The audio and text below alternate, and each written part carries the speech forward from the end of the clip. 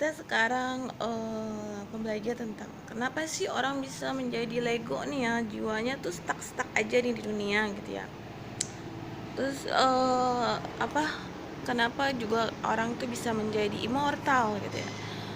Saya akan apa kan seperti yang teman-teman yang di radio itu cerita, ada Lego, ada yang dia ibaratnya stuck lah jiwanya atau dia immortal atau gimana lah gitu ya kasusnya itu kan menurut saya ya itu karena dari hasil pernikahan yang sudah melakukan hubungan fisik ya, karena dan ya pernikahan yang sudah melakukan hubungan fisik karena mungkin aja dalam pernikahan itu kalau uh, apa jadi gini, dia golongan raja dan ratu, dia menikah dengan golongan alien nih, bisa nggak jadi immortal?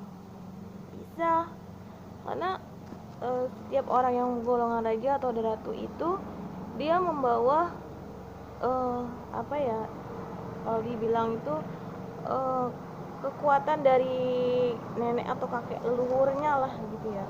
Nah setelah dia hidup di zaman sekarang, dia mungkin sekarang mungkin eranya udah ras-ras pada masuk nih, udah segala ras sudah masuk, jadi aja orang siapa aja pun bisa menikah dengan golongan ras lainnya ya.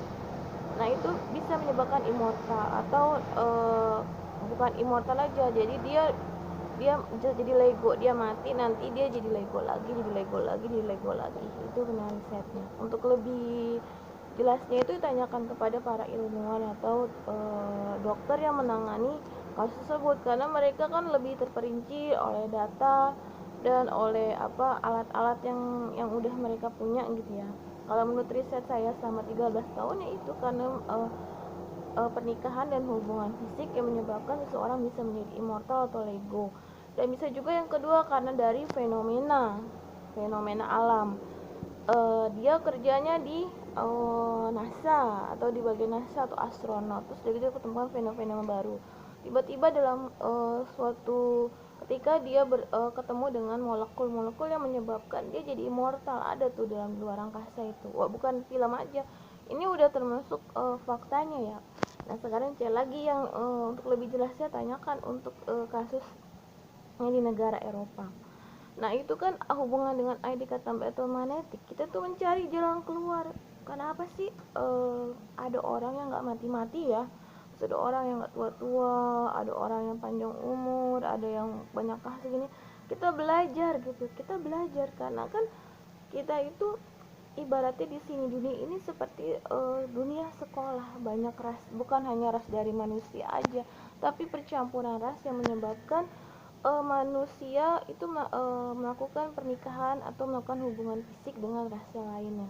Jadi untuk saya lebih jelasin dan lebih telitinya itu sebelum memang menikah memang harus dites dulu, jadi tidak terjadi resiko-resiko yang berdampak apa permanen nantinya, yang ibaratnya akan mengalami kesalahan lagi, uh, sehingga apa dia tidak bisa mempunyai jalan keluar atau stuck. Jadi memang harus konsultasinya ke apa ilmuwan atau dokter yang ahli di bidangnya, yang mengetahui tentang fenomena, terus tentang alam semesta ini, atau juga ilmuwan-ilmuwan yang udah meneliti dan memiliki alat-alat yang canggih untuk meneliti, dan itu dideteksi dengan apa data tubuh dan data fisiknya, data jiwanya juga. Itu udah area ilmuwan itu. Dan jangan takut dibuat sebagai penelitian. Kalau saya pribadi, saya tidak pernah takut akan apapun ya, maksudnya gini, toh saya di dunia ini kan diundang oleh kedua orang tua saya. Saya juga tidak pernah menyakiti atau menganiaya makhluk hidup dari saya kecil 39 tahun ini. Jadi saya salah apa gitu, dan saya juga nggak mau dibebani oleh punuk-punuk kesalahan orang yang beraktivitas yang ibaratnya eh ilegal itu menjadi saya nggak mau ya punuk mereka lah, rasanya mereka yang melakukan hubungan fisik, mereka yang ilegal bukan saya. Kalau saya tipe orang yang belajar dulu lah ini sebelum nanti beresiko nanti jangka panjangnya ke nanti di hari tuanya atau bagaimana tidak bisa mati-mati atau bagaimana, sih belajar dulu gitu ya. Jadi harus konsultasi dulu lah ke yang ahlinya, yang kompeten di bidangnya, itu para ilmuwan yang mengurusi atau negara yang mengurusi bidang-bidang tertentu yang ini nih, yang menyangkut fenomena alam semesta ini. Jadi tidak perlu takut untuk dijadikan penelitian, karena saya percaya bahwa Allah itu Maha Adil.